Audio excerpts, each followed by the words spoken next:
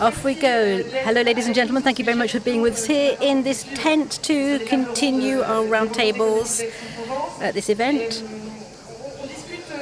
We are chatting together and we're very happy for you to be with us. I'm sure you're very interested in this subject. It's a very deep question because it reveals a lot about the era we're living in. So social cohesion, are businesses the solution? This really is an important question. Our society is cracked with different breaches. There's digital divide, cultural divide, technological divide. I could continue the list, but I'll stop there. And in this landscape, there is a bit of a paradox. In many institutions, they're being challenged, no longer believes in them. So people are turning towards businesses to create a community. That's a place, a platform where we can act together, where we can create links and give meaning to life. So how far should this movement go? And I will stop there because that's what we're going to be talking about today. This is a discussion which we're going to have with Benoît Bazin at Saint-Gobain, Céline Brockel-L'Oréal, Pascal Demanger-Maïf, Charles Aymon Lacaisse in Quebec, and Antoine Frérot from Veolia. So thank you very much to all of you for being on the stage with me here. Before we delve into the discussion, I would like to call upon an eminent member of the Cercle des Économistes, Olivier Pastre, who's going to give us the theme of today's talk. His microphone doesn't seem to be working.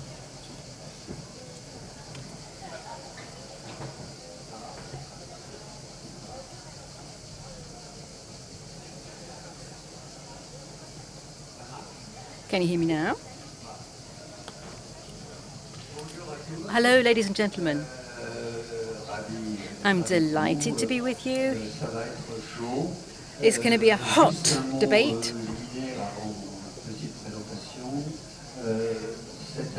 So this is a round table. Is by far the most important round table here at the meeting. And I decided on the theme, so I know what I'm talking about. And I was one of the founding fathers of this event. And we have some excellent participants here, and the subject is really relevant. There are going to be some recordings, and I'm sure we'll be able to sell your recordings in exchange for Bitcoin. So don't hesitate to record us. That being said, are businesses the solution, or will salvation come from business, as we've translated it? But not only from businesses. I think let's be measured in our response. But why are we saying that businesses are at the very heart of fundamental changes that we're going through? Well, let's look back at what France was like earlier on. It was a top-down economy. So it's a Keynesian economy. You would decide at the top what would happen down below, down on the ground. So it was semi-closed, and that could work because we had those 30 years between the wars. But today it's not working anymore, and that's quite simply because it creates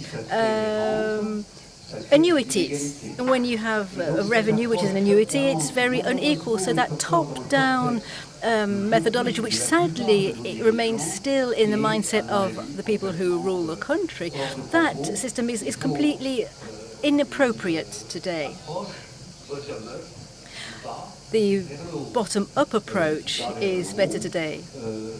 From the bottom upwards, it's really vital so that experiences out in the field can enrich the thought processes at the top.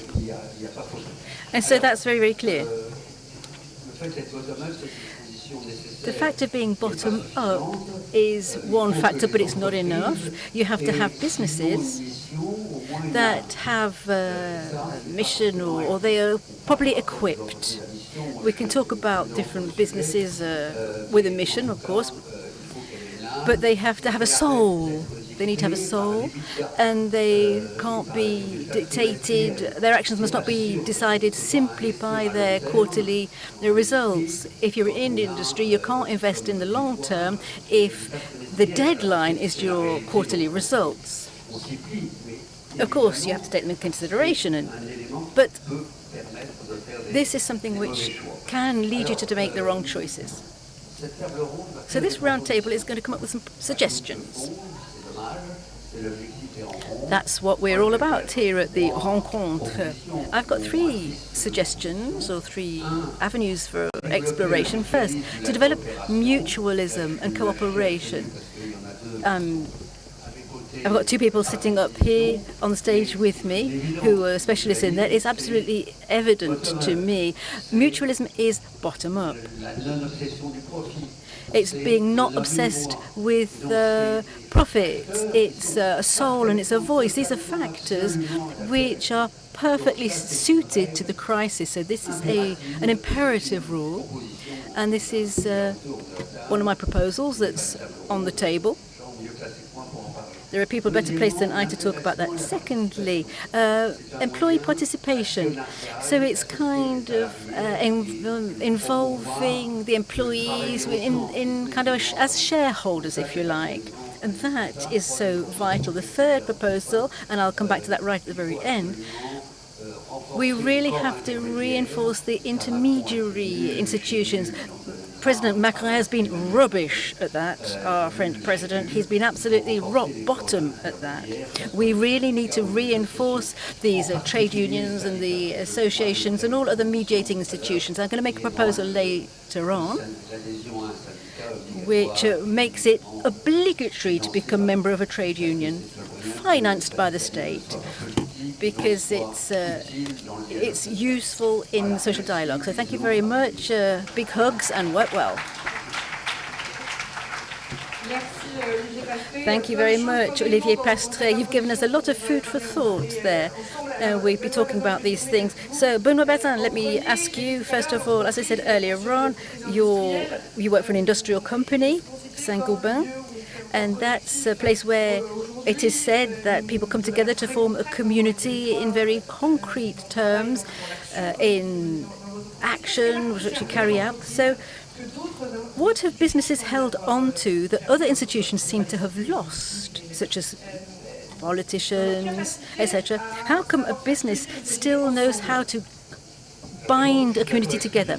Well, I'm very much in agreement with what Olivier has just said. We're expecting a lot from businesses, and that's right.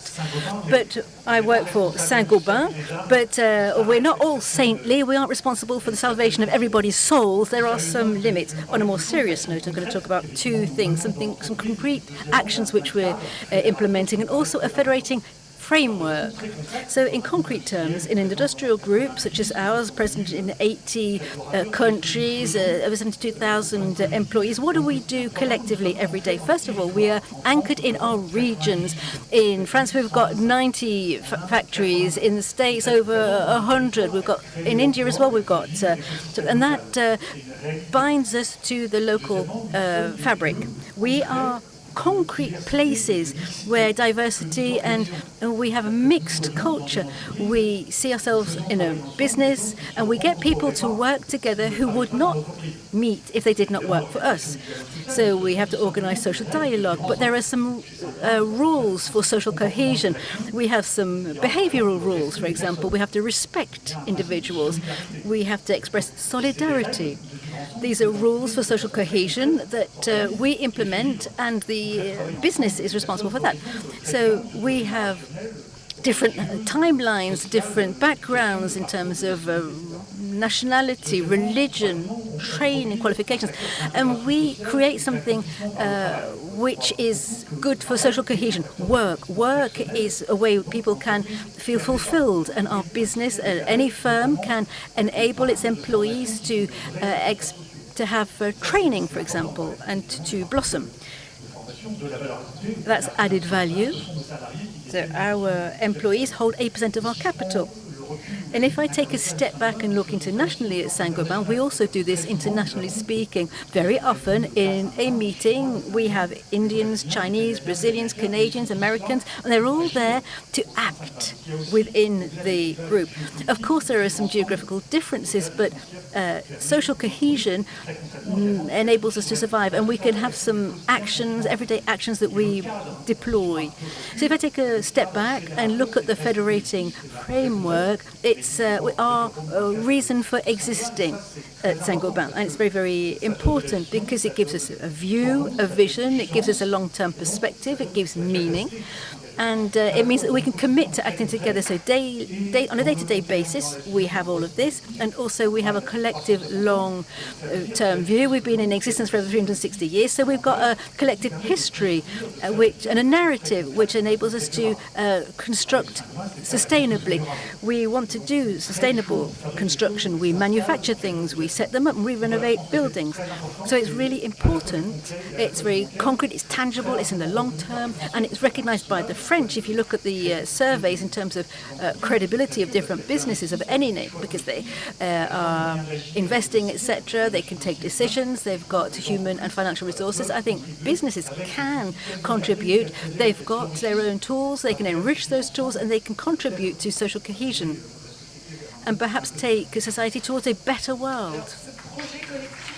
So this collective project, and I'm turning now towards Céline Brucker, it's constructed in a very fragmented society, more so than the past. We've all noticed this. I've got an expression which is quite interesting. You talk about an archipelago, a very fragmented country. There's different regions, different technologies, purchasing power. So France is very fragmented. So how do you experience this? How do you broach this? How do you deal with it in your business? And as a director, as a manager, how can you create bridges between these different fragments of work? Yes, there are three great slits that we've got: technology, we've got AI, and we've got culture as well. These are cultural breaches, and I think it's our responsibility to act. For me, as a manager, I need to feel useful in my day-to-day work with my teams. The first point is this regional breach. The 40 million people live on the outskirts of a city. Our offices are in Paris, and we must not focus only on Paris. We must think of the rest of France. There are many French people who live, we're in everyone's bathrooms here in France, and they are very different bathrooms. Some people have got cars, they spend a lot of time driving to work. There are some areas where they don't have any doctors in France. So access to service publics is very, very difficult. So to act on this, what we try to do by our brands and our different business divisions, we are strong in dermatology. So we're in contact with pharmacists. The pharmacy, the chemist shop, has become an alternative to going to see the doctor. There's a shortage of chemists in France. Hairdressers, there are 100,000 hairdressers in France. You may think that's a detail, but that's thanks to this human contact. Our partners who are hairdressers have a very important role to play. And there's also this topic of the economic breach, and purchasing power is a huge subject. And with AI and environmental transformation, when we started to launch these eco recharge posts for cars, etc., the impact on the environment is important, but not everyone has access to this. So we want to make this environmental transition available to everybody. So what we are doing is to make sure that it's an economical and environmental. So we have these shampoo and shower gels. You can buy top quality products for €3 and fill your existing bottle. So it's a refill system. And then, of course, we are anchored in industry, of course. We've got 15,000 people working here. We've got many workers directly and indirectly. We've got 11 factories all over the country. It's really important in terms of employment because we create jobs. The second breach is the technological breach. And over recent days, we've been wondering about how society is going to survive with artificial intelligence. For a business, for example, where do you place the cursor between productivity and the human element? It's really important to address this question because any technological progress must not be detrimental to social progress. And so our productivity is very important for us, of course, and we are all in on AI. And we are going to include it in our processes. We are redesigning our processes to include AI, but by the same token, we must make sure that the human element is feeling comfortable and the human contribution is maintained. And we also want to train everyone. We've got 70,000 employees around the world, and we've trained them to make sure that nobody's left by the wayside from one generation to the next. And of course, In terms of ethics, I wanted to finish talking about ethics. It's really important when you're talking about AI.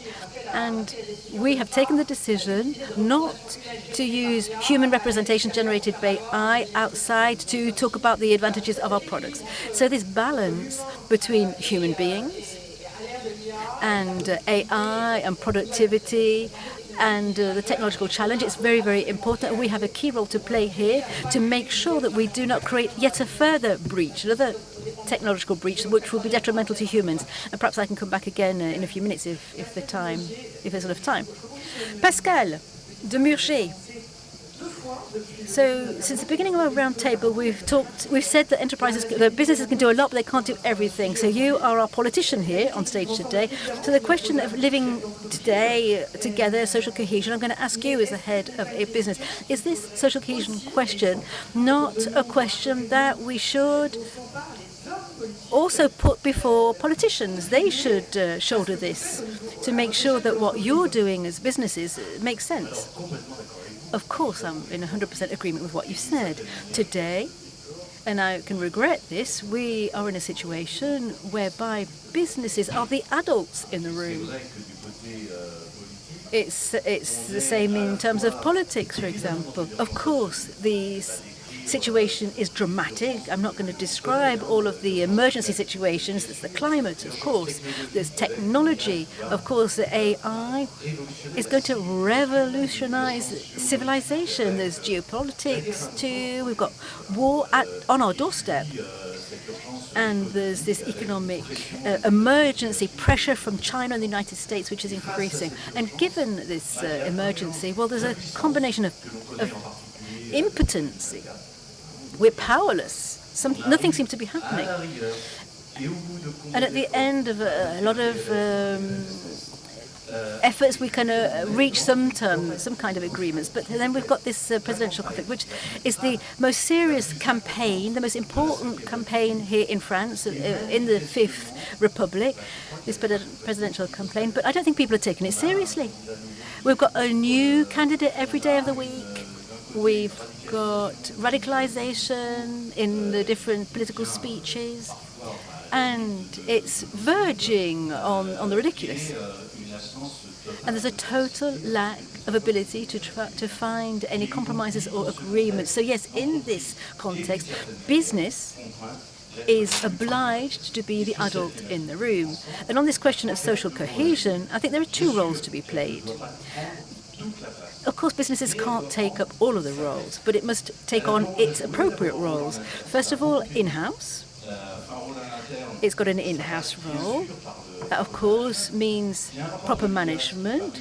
But there was another report which was published recently by IGAS, which reveals or confirms, if you had a suspicion, that sadly France is the least well-placed country in terms of management and modernity and modern management, on the question of the participation of employees, on questions of behavior and how you respect colleagues, listening to colleagues, etc., etc.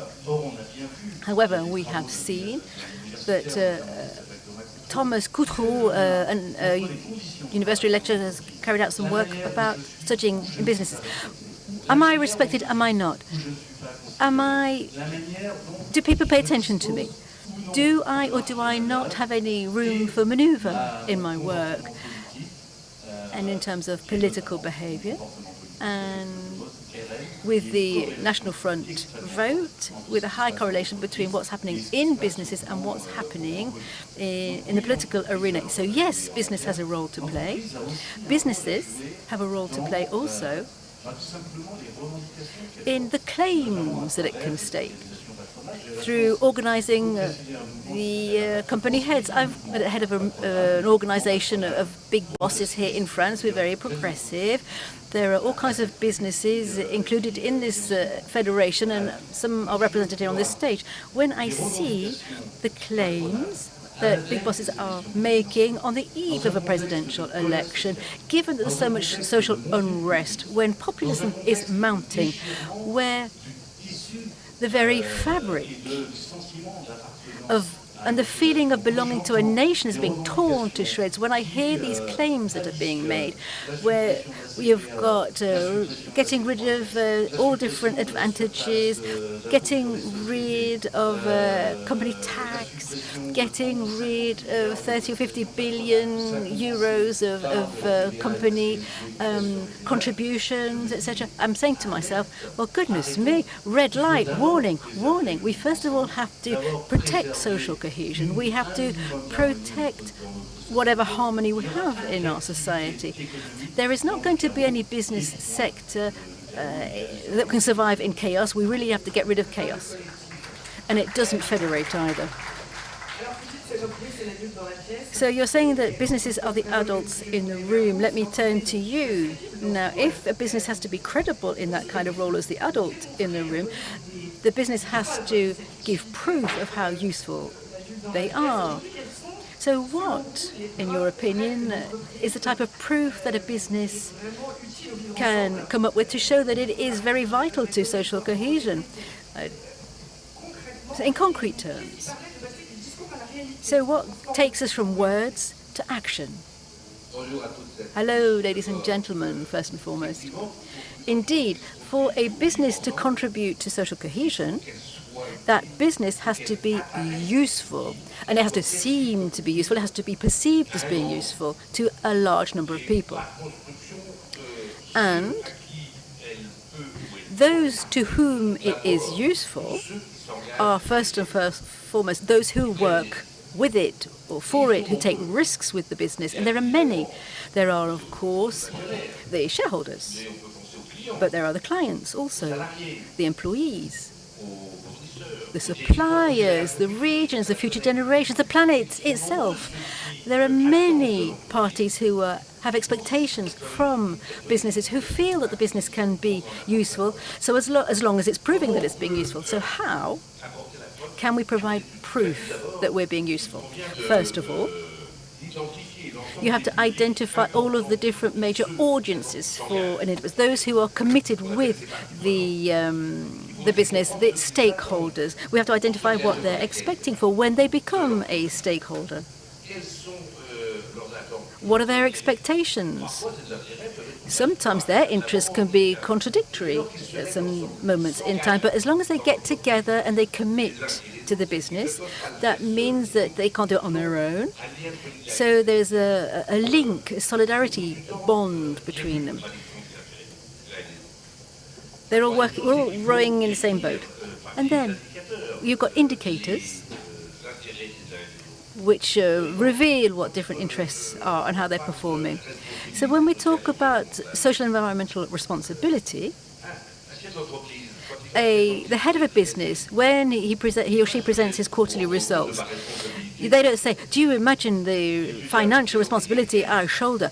I'm going to show you what the results are, what are the goals of this business. He should be saying, or she should be saying, here are our social and environmental goals. And here are the results in terms of social and environmental questions. Social and environmental issues are not the icing on the cake. They are part and parcel of the cake. So you have to have a soul. You have to have a reason for existing. The business has to be able to put in words what it is doing, why it's doing it, for whom it's doing it. Once the business has defined its indicators, it has to define and report on its activities. And that is when it's going to be useful to all of those people. It needs to be useful too. It needs the same level of demand for the different pockets. You've got environmental requirements, social requirements. Let's start, first of all, by those who are committed to the business. When you gather them all together from all businesses, that's a lot of people we're talking about. And that is how businesses will seem to be contributing to social cohesion. It doesn't replace politicians. To come back to what Pascal was saying, when I was young, people were saying that the economics is really important, but so are politics. But there's an argument as to which is the most important. And we'll talk about that later, I'm sure, the role of both of those aspects. Nevertheless, Businesses have to travel their road. They have to prove that they're useful. If a business is useful, it doesn't mean it's going to be prosperous, but if it's useful to a lot of people, it will be very prosperous. And it's not the opposite. So this usefulness for all of its audiences, and the key to success of a business lies therein. So, Charles Emond, you're a long-term investor and you have a unique view on businesses. So, in your opinion, what kind of model will make it possible to create sustainable value? Hello, ladies and gentlemen. Well, as an investor, we have a different point of view, of course. But listening to the different panelists here, what I'd say to you is that we often try to sum it all up.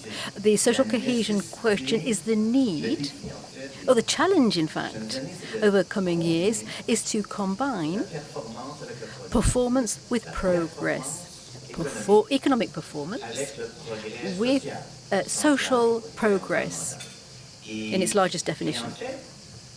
And in fact, we often hear those two notions being opposed one against the other in absolutism.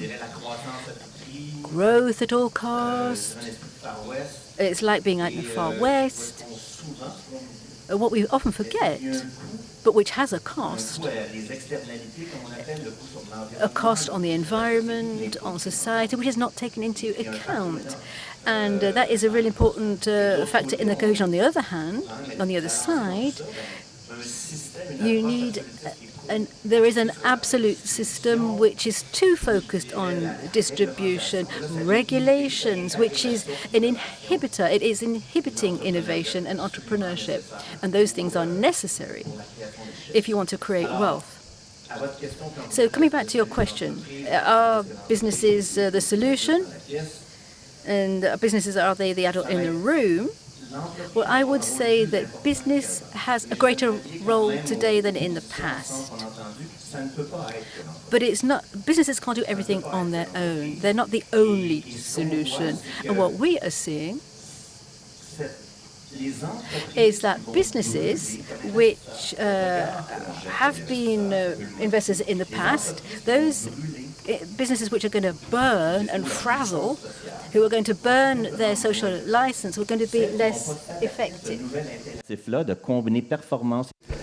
Where they combine effective progress and social improvement, that will be an investment from our viewpoint. And as a shareholder, we also endorse the behavior of the company, and this will have an impact on the license, the social license to operate, but also it will have an impact on us. And we represent 6 million people from Quebec, but also the next generations, and they expect from us a certain behavior, and that will have an impact 50 years down the road. And they want us to leave the world in a certain condition for the generations to come. And how can we combine performance and progress? There's not a single model, but I can talk about the one I know. We have a term of office which is unprecedented, which is one of a kind. We have to make sure that we have income, to make sure that we can generate income for 6 million people, but also we have to generate an economic improvement for everyone. This is new. I'm going to talk about a huge infrastructure project. It's always more than just infrastructure. It's all about social cohesion, employment, equality in terms of opportunities. And so we have created the biggest automated railway network. And we make sure that they have a yield over the long term, but also all the benefits that I mentioned.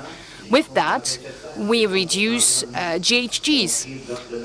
We also create an additional housing stock that offers more opportunity for housing, because this is a constraint that we see more and more in the society. And we create a virtuous circle, because we tell them every time you take the train, every time you contribute to the economic development and you do something for the environment, every time you fund your retirement pension. And this is how we see how to improve social cohesion. We have economic performance, social progress, all at once. So we can see through your answers that we can produce a better social cohesion, better progress. We've said it, other businesses can't do everything on their own. But concretely, I would like to ask you, Céline Bruckner, what about proposals? What about the way forward? Your idea is that businesses should have their brand, because you are at the head of a strong brand, and that could be a cultural cement, that could be a binder, a way to think that we belong to something we're proud of. And we can also have a common narrative. Yeah, it's true. I talked about three divides. There's the territorial divide, the technological divide, but also the cultural divide.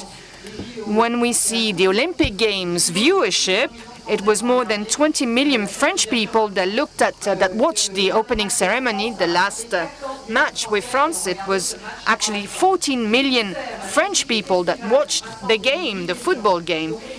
When we have festivals, we see people that are numerous in actually wanting to watch, to consume culture, and we want to be part of it. So in terms of brand activation, our marketing teams have identified all these highlight moments where we need to make sure that we mobilize people, because people want to be together, they want to feel that they belong, and it gathers all backgrounds.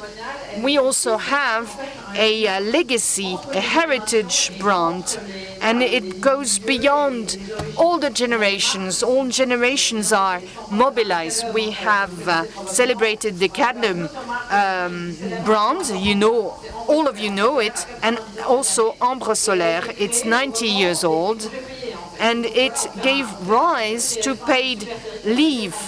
And we're working with Télé 36, and we're working on paid leave, because this is actually a testament to what we created. Paid leave was not a done deal. It was not something we could take for granted.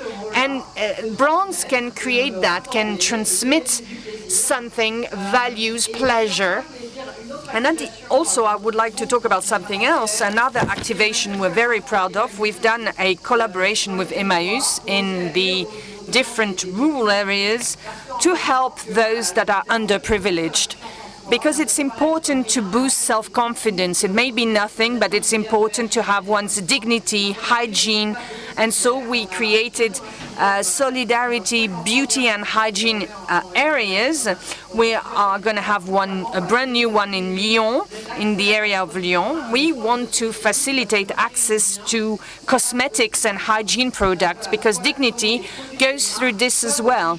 And they may actually play an active role on the society's improvement. We talked about mission-driven companies. We want to create beauty that will make the world go forward, and we do that also for France especially, and I'm delighted to be proud of everything we do with our teams together. So, Mr. Pascal Desmurger, concretely, you saying that businesses should partake in improving the citizen well-being. Concretely, how does it translate? Well, I think the how counts just as much as the what. The way we manage, the way we govern, it counts so much. Why? Well, because the prerequisite of success of our businesses, but also the success and of the implementation of any public policy, requires a minimum of belonging, of being proud to belong to a community. And we need, and this is a prerequisite to accept such and such policy that may not be in my immediate short-term personal interest, but that may be in the highest interest of a collective group. And this is why I insist on the how. I recently published a book, the subtitle of which was Advocacy for Being an Adult in the Way We Exercise Power. And the good news is that the rules, the recipe seems to be exactly the same for a business or for the state. I do not compare managing a company as governing a country, but the rules, the prevailing rules in management or in state governance and in governing a high number of people are actually down the road the same. And I concur with what you said, Céline. Indeed, there's a question of narrative. What do we see in today's country now? We see negative narratives on violence, on the younger people that would be lazy. We're talking about lack of civilization. And what do we do when we have to face the doom and gloom of such a narrative? I would go to a business and say to my colleagues, oh, well, our competitors are better than us, and whatever we have to offer is not that good. And we should, pull our socks up because we haven't done much so far. Well, we wouldn't go much far in with that narrative. So we need to take everyone on board around a sense of pride, the sense of belonging with a plan forward. And that changes also the way we consider other people in its three-dimension: consideration towards the other person, respect, basically. That's the minimum that we owe to the other people around us. And it's not always taken for granted. It's not always a done deal. And also a respect for the life of others, what people go through, what they experience, and taking decisions accordingly, based upon the experience of other peoples.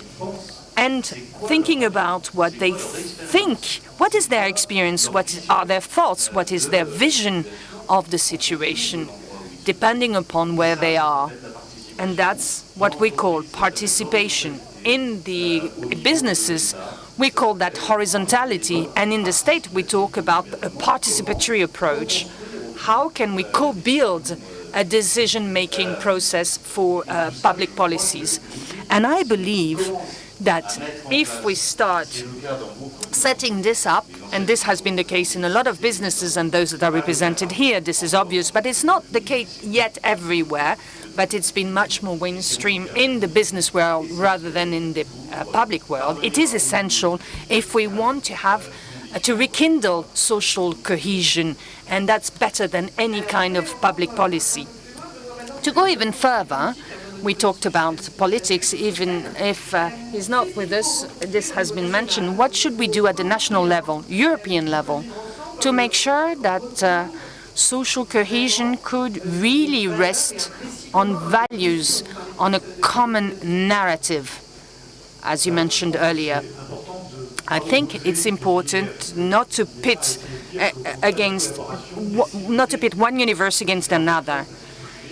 We have public partners, private partners. In the business world, we can explain more easily what we do. For instance, we can talk about what we do in Chambéry when we manage to get the heat to do urban heating, what we do with our railway network in Montreal, for instance.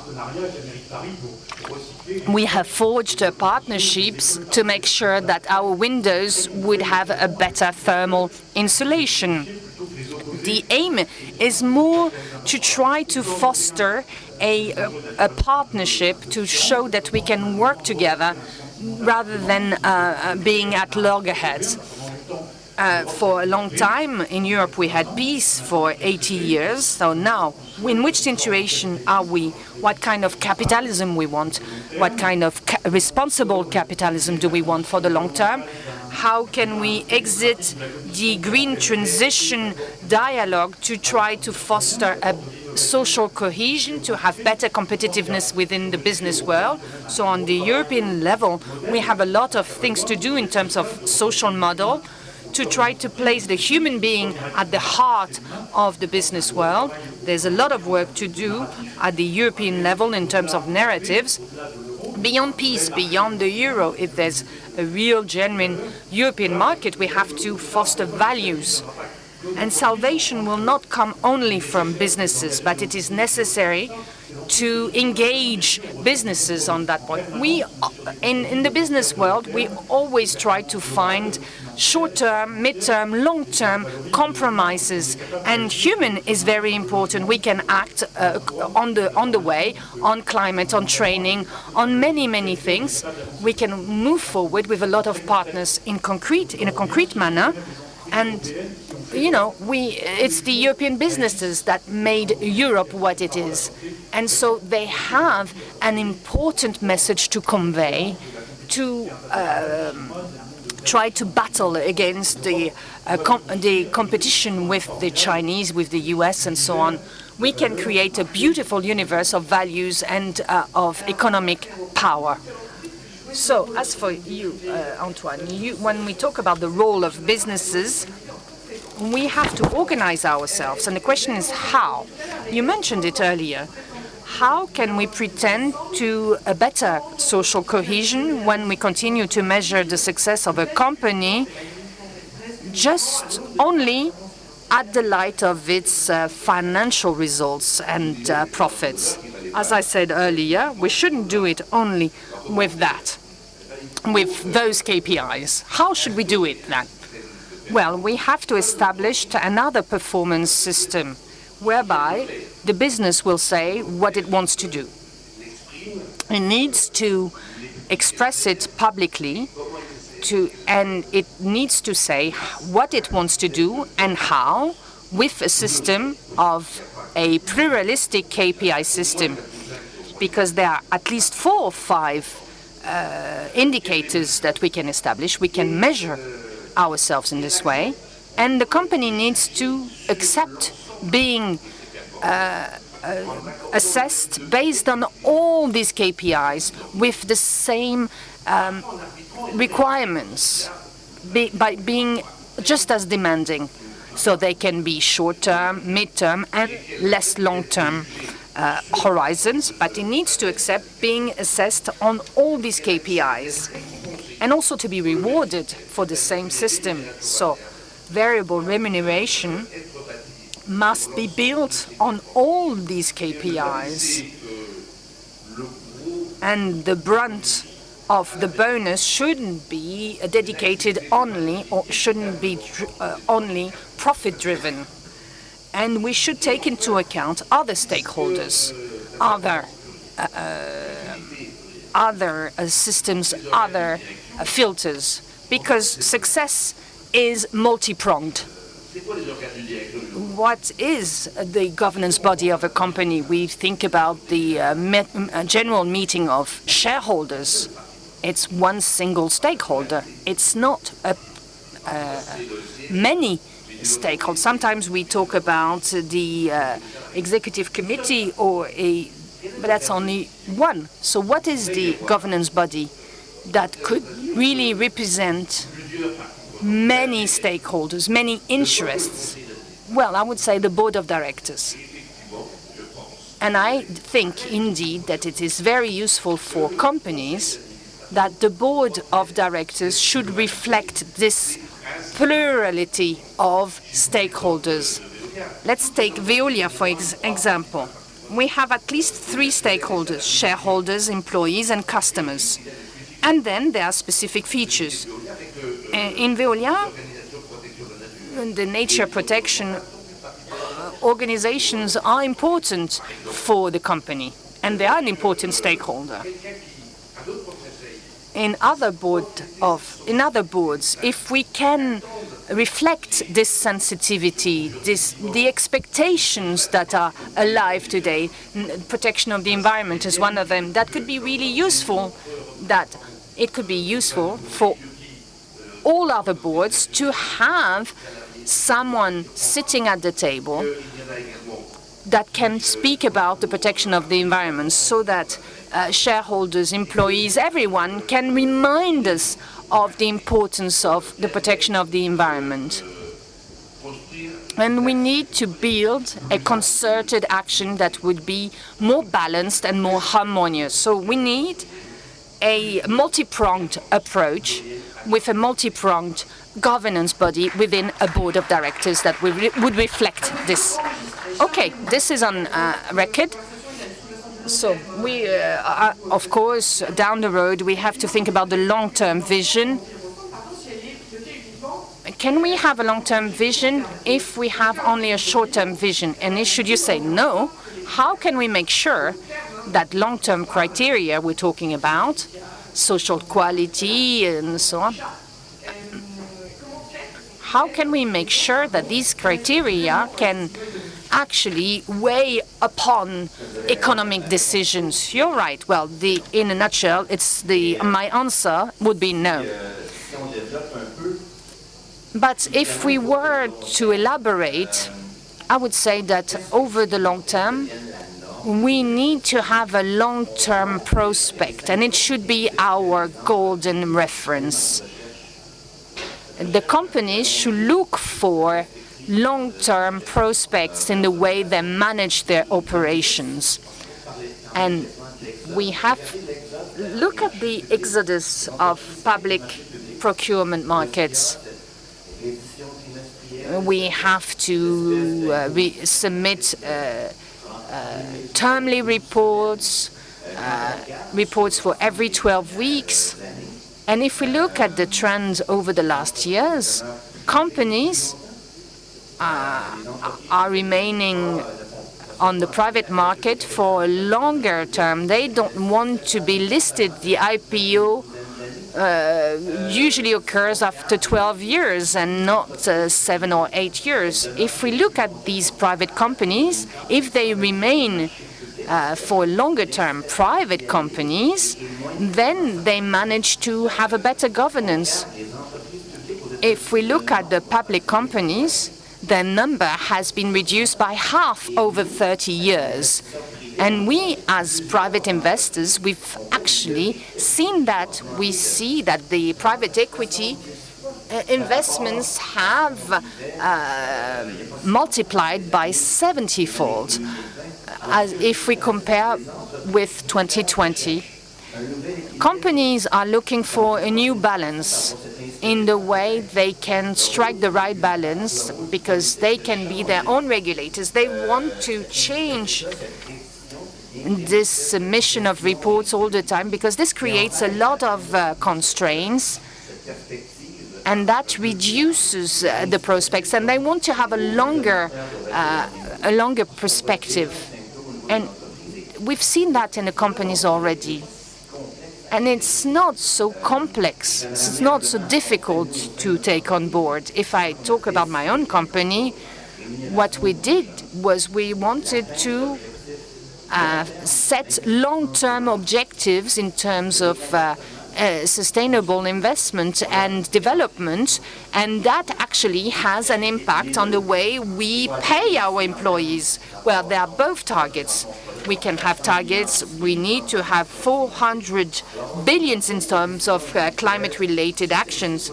And what we tell them is like, you can have individual actions, but all in all, we need to actually show that over the 5 years, we will need to reach the objectives that were set on a combination of sustainable investment, sustainable yield, risk management for all the stakeholders that we represent, may it be for the society as a whole. And this is what we need to do for our members.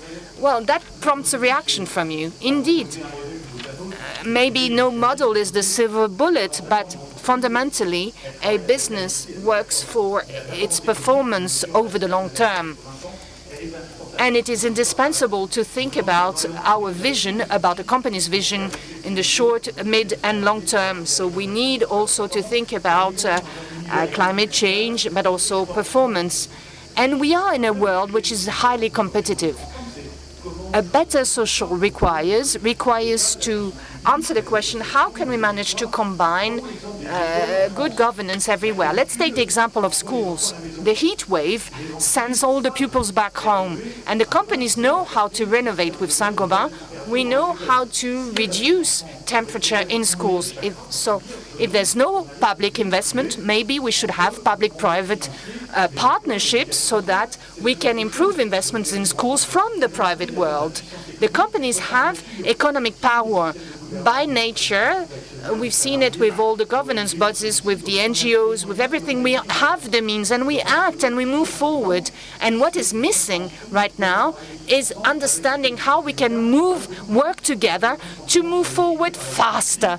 And we need to see, we shouldn't think about how to bring the pupils back home on the 15th of April. We need to work how to speed up energy transition and hospital upgrades.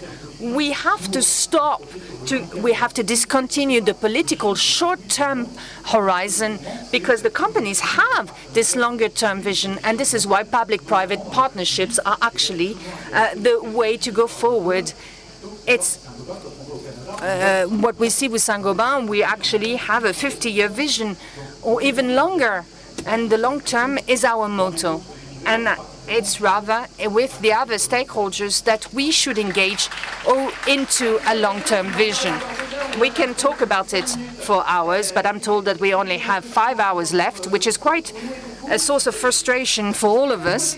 But I would like to ask a last question. It can be rhetorical, but still, it can be very engaging for us all.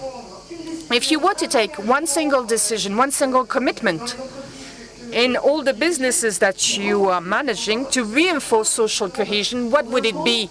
And I would like a one-word answer from you, because we want to have the time to take some questions from the audience, and it's important to me. So, please, what would be the one-word answer from you? Well, our commitment is the younger professionals, especially at the AI era. We need to train them. And what we want is to simplify, stabilize the regulation, tax, and legal aspects. Well, for companies, I said it earlier, what I would propose is for businesses to publish their mission and to have a board of directors that would be multi-pronged. And the question would be, what would I expect from the political world? Well, 3 things. First, they have to acknowledge that they do not have the monopoly of the general interest and the society's highest interest, because businesses do partake in that. They don't have the monopoly either, but they do take part. And they should know the business world better, because they don't know how it works.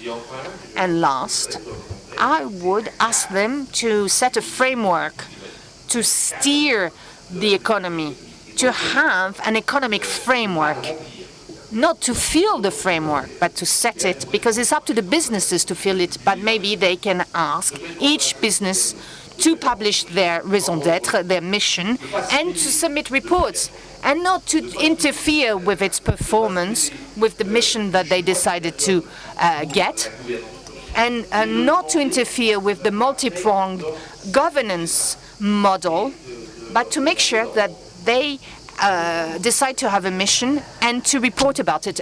I asked you to have a 3-word answer anyway. To live better together, we need to work together better. The governments, the investors, and the businesses need to play their role, their individual role. The government needs to set a stable framework that could be foreseeable. The businesses should have a long-term vision to have their social license to operate. Investors need to invest in projects for the long term that would be useful for the community. And if we manage to have that system, we can attract private equity, private investments that will allow to foster, to upgrade, to maintain facilities and infrastructures, and to take on board everything that we've mentioned today. Since the question is about social cohesion, I think we do not manage a company in 2026 as we would manage a company in the 80s. You were talking about the verticality that actually could work then, that might not work today. We need participation. We need to have a good consideration of the people around us. And there's another question which is central to the company. We need to feel that we're useful.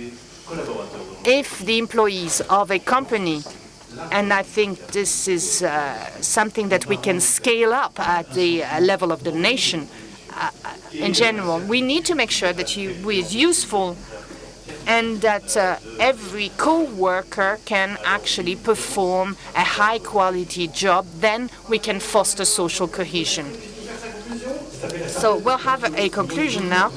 Well, what I offer to my employees is to go to schools and to show how we can renovate and refurbish schools. This gives meaning, as we said, and we do it with the communities, with parent-teachers associations, with the mayor, and with national association. Well, I would like to be controversial, but I would think that trade union membership should be mandatory. And you are models of social dialogue, but in many companies it's not the case. So the state should fund trade union membership, and it should be mandatory. I think this was the best roundtable of all the sessions throughout. Thanks to you, of course. Thanks to you. I would like to take a question from the audience. Yes, please. Go ahead, you can shout loud, but the interpreter will not hear. I'm sorry, but without a mic, the interpreter will not be able to translate.